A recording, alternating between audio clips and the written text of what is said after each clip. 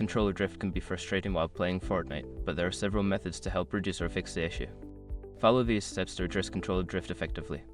Step 1. Clean the controller. Start by cleaning the joystick area of your controller. Use a microfiber cloth and some isopropyl alcohol to gently wipe around the joystick. This can help remove any dirt or debris that may be causing the drift. Step 2. Adjust dead zone settings. Access the game settings and navigate to the controller options. Adjust the dead zone settings for your joystick.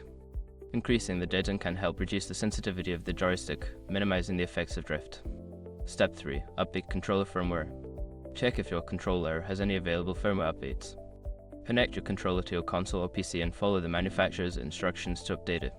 This can help fix bugs or issues related to controller performance.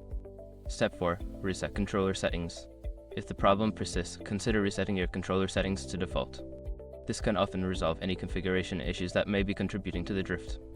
Look for the reset option in the controller settings menu. Step 5. Consider hardware solutions.